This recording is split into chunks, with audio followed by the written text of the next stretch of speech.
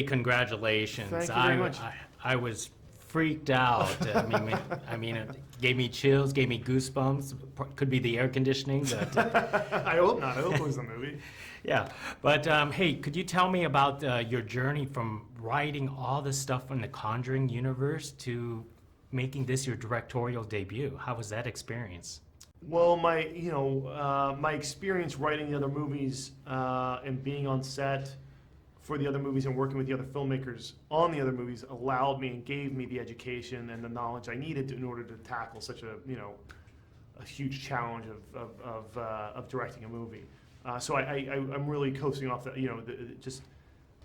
the talent and the generosity of spirit of these other filmmakers who taught me so much. Leading up to this, that was a huge advantage and something I leaned on, quite heavily going into this process. Not to mention the relationship I've developed with James over the years, and him being so generous and thoughtful, and giving me such great advice, and just really being at my side through the whole process from start to finish. What do you suppose makes Annabelle so popular and so scary, in your opinion? I think it has to do with, first of all, I think James designed it's such an iconic design of the doll. I think that's super important.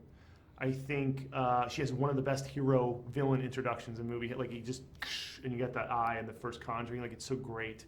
And then also I just think because it's a doll, it's something that's supposed to provide safety, security. Or when you're a kid and you got it in bed with you, and suddenly now this thing is bringing in all sorts of evil into your life. I think that's something that really resonates with audiences in a big way. But yeah, it's hard to sort of apply some exact formula or exact science as to why this why does this work and this doesn't, or it's always a challenge. I think about it a lot though. Now, one of the things that always on people's minds, and you're probably going to have to remind us, is why can't we just burn down the Warrens' house with everything? I mean, what bad things could possibly happen? If you burn it, it releases all the evil contained within, and then, man, we're all screwed. So you're saying this would be worse than opening the that would be the worst. Yeah, that would be then that releases all of a sudden all this evil that's attached to the artifacts.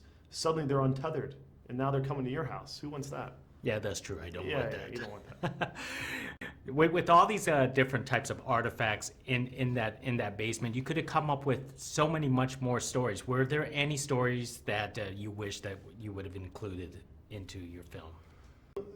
Well, it is an embarrassment of riches when it comes to stories and the potential you can play around with in the artifact room. But in terms of this, no, if I wanted something in the movie, I think it would have been in there. I started with the ones that really spoke to me the most, and that didn't feel too similar to one another, and that was important to me. I wanted each artifact to feel like we were suddenly in maybe it feels like we're suddenly in a little bit of a different movie, a different subgenre of horror. So I tried to think of it that way from that approach as well.